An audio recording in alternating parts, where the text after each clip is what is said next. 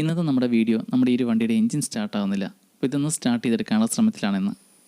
അപ്പോൾ ഈ കാണുന്ന ഈ ഒരു വാഗനർ ഇത് നമ്മൾ റീസ്റ്റോർ ചെയ്തെടുക്കാനും അതുപോലെ ഓരോ പണികളൊക്കെ പഠിക്കാനൊക്കെ ആയിട്ട് നമ്മൾ മേടിച്ചതായിരുന്നു. അപ്പോൾ ഈ ഒരു വണ്ടിയിൽ ചെയ്തു തീർക്കാനായിട്ട് ഒരുപാട് കാര്യങ്ങൾ ബാക്കിയുണ്ടായിരുന്നു. അപ്പോൾ അങ്ങനെ ഓരോന്നായിട്ട് ചെയ്ത് തീർത്തുകൊണ്ടിരിക്കുകയായിരുന്നു. അങ്ങനെ ഞാനിവിടെ ഇതിൻ്റെ എഞ്ചിൻ റൂം എല്ലാം ഒന്ന് ക്ലീൻ ചെയ്ത് റെഡിയാക്കാൻ തീരുമാനിച്ചു. അങ്ങനെ ഞാനിവിടെ എഞ്ചിൻ റൂം എല്ലാം ക്ലീൻ ചെയ്ത് റെഡിയായി കഴിഞ്ഞപ്പോഴത്തേക്കാണ് വണ്ടിയുടെ എഞ്ചിൻ സ്റ്റാർട്ട് ആയിട്ട് വന്നത്.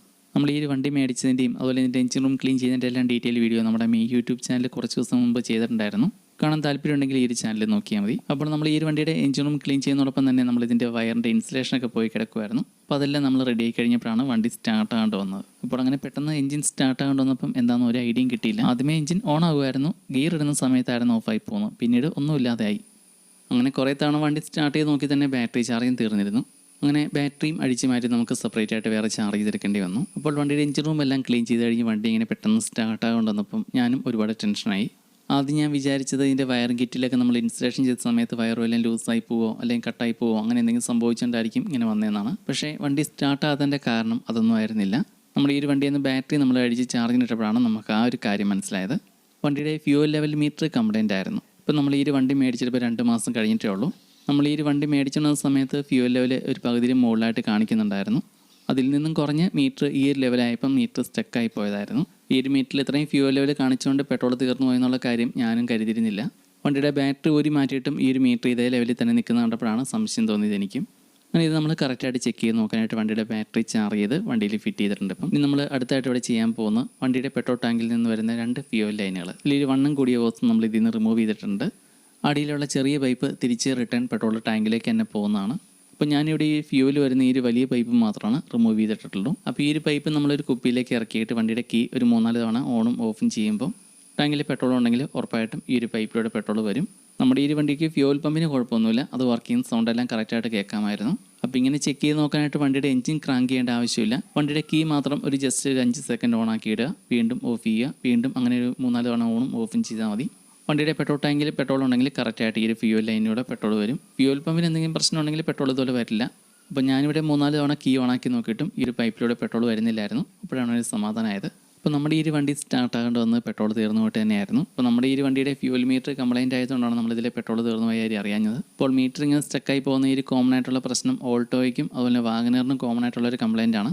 അതുപോലെ നമ്മുടെ ഈ ഒരു വണ്ടിക്ക് ഇപ്പം പഴയ മോഡൽ അനലോഗ് ടൈപ്പ് മീറ്ററൊക്കെയാണ്. അപ്പോൾ ഇത് ഡിജിറ്റലായിട്ട് മാറ്റാനും പറ്റും. വേറെ വയറിംഗ് ഒന്നും കട്ട് ചെയ്യാണ്ട് ചെറിയൊരു മൊഡ്യൂൾ മേടിച്ച് സെറ്റ് ചെയ്യാൻ പറ്റും. ഒരു 150 രൂപ ചിലവിൽ ആ ഒരു സംഭവം നമുക്ക് സെറ്റ് ചെയ്തെടുക്കാൻ പറ്റും. അപ്പോൾ അതിൻ്റെയൊക്കെ ഡീറ്റെയിൽ നമ്മൾ അടുത്തൊരു വീഡിയോയിൽ ഉൾപ്പെടുത്താം. അപ്പോൾ നമ്മുടെ കാറിലേക്ക് ഒഴിക്കാനുള്ള പെട്രോൾ നമ്മൾ ബൈക്കിൽ മേടിച്ചിട്ട് വന്നിട്ടുണ്ട്. അപ്പോൾ നമുക്ക് ബൈക്കിൽ നിന്ന് പെട്രോൾ ഊറ്റി നമുക്ക് കാറിൽ ഒഴിച്ച് സ്റ്റാർട്ട് ചെയ്ത് നോക്കാം. ഇനി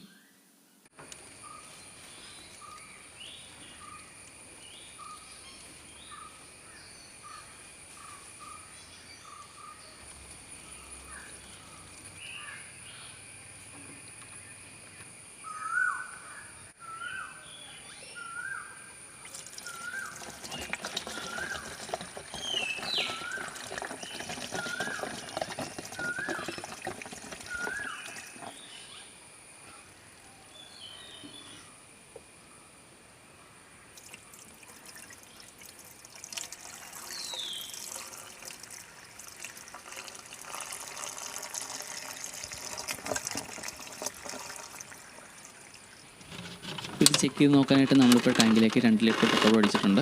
നമ്മൾ വീണ്ടും ഈ ഒരു കുപ്പിയിലേക്ക് ഈ ഒരു ഫ്യൂവൽ ലൈൻ ഇട്ടിട്ട് വീണ്ടും കീ ഓണാക്കി നോക്കണം ഒരു 3-4 തവണ.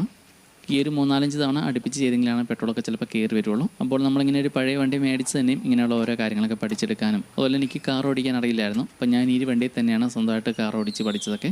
പിന്നെ നമ്മളിവിടെ കൂടുതലായിട്ട് ഇത്രയും നാളും ചെയ്തുകൊണ്ടിരുന്ന ഇലക്ട്രോണിക്സ് ഐറ്റംസിൻ്റെയൊക്കെ റീസ്റ്റോറേഷൻ വീഡിയോ ആയിരുന്നു. അപ്പോൾ അതിൽ നിന്നൊക്കെ ഒരു ചേഞ്ച് ആയിട്ടൊരു കാറിൻ്റെ റീസ്റ്റോറേഷൻ പോലെ ചെയ്യാനുമായിരുന്നു.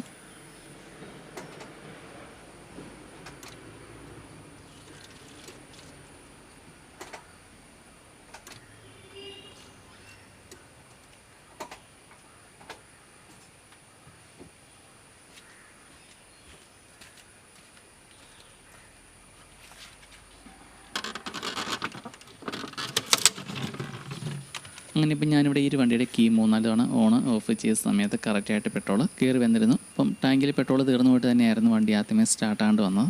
എൻ്റെ ഗതികേട്ടിന് ഞാൻ കറക്റ്റ് എഞ്ചിൻ റൂമെല്ലാം ക്ലീൻ ചെയ്ത് കഴിഞ്ഞപ്പോഴാണ് പെട്രോൾ ഇതുവരെ തീർന്നു പോയതും.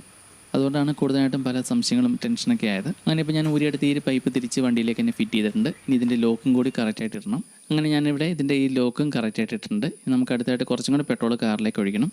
അങ്ങനെ ഇപ്പോൾ ഞാൻ വീണ്ടും ഈ ഒരു ടാങ്കിലേക്ക് 1 ലിറ്റർ പെട്രോളും കൂടി ഒഴിച്ചിട്ടുണ്ട് തൽക്കാലത്തേക്ക്. അപ്പോൾ ഇനി അടുത്തായിട്ട് നമുക്ക് ഇതിൻ്റെ എയർ ഫിൽറ്ററും കൂടെ ഒന്ന് ഫിറ്റ് ചെയ്തിട്ട് വണ്ടി സ്റ്റാർട്ട് ചെയ്ത് നോക്കാം. അപ്പോൾ ഇതിൻ്റെ എയർ ഫിൽറ്റർ ബോക്സ് അഴിച്ച് മാറ്റാനും അതുപോലെ ഫിറ്റ് ചെയ്യാനൊക്കെ വളരെ എളുപ്പമാണ്. സ്വന്തമായിട്ട് വാഹനങ്ങളൊക്കെ ഉള്ളവർ കുറേയൊക്കെ പണികൾ സ്വന്തമായിട്ട് പഠിച്ചു വെക്കുന്നത് നന്നായിരിക്കും. അത്യാവശ്യ സാഹചര്യങ്ങളിലൊക്കെ നമുക്ക് അതിന് ഉപകരിക്കും. അങ്ങനെ നമ്മൾ ഈ ഒരു വണ്ടിയിലെ എയർ ഫിൽറ്റർ ബോക്സ് ഏകദേശം എല്ലാം തന്നെ സെറ്റ് ചെയ്ത് കഴിഞ്ഞിട്ടുണ്ട്. ഇനി ഇതിൻ്റെ ഒരു സ്ക്രൂ എല്ലാം ഒന്ന് ടൈറ്റ് ചെയ്ത് കൊടുത്താൽ മതി. അപ്പോൾ ഇനി നമുക്ക് അടുത്തായിട്ട് വീണ്ടും വണ്ടി ഒന്ന് സ്റ്റാർട്ട് ചെയ്ത് നോക്കാം. നമ്മുടെ ഈ വണ്ടിയിലെ പെട്രോൾ ആദ്യം ഇങ്ങനെ ഫുള്ളായിട്ട് തീർന്നു പോയത് നമ്മൾ ഒറ്റയടിക്ക് കീയിട്ട് സ്റ്റാർട്ട് ചെയ്യാണ്ടിരിക്കുന്നതാണ് നല്ലത്. 2-3 തവണ കീ ഒന്ന് ജസ്റ്റ് ഓൺ ചെയ്ത് ഓഫ് ചെയ്ത് അങ്ങനെ 3-4 തവണ ചെയ്യുകയാണെങ്കിൽ കറക്റ്റായിട്ട് പെട്രോൾ എല്ലായിടത്തും പമ്പായിക്കോളും.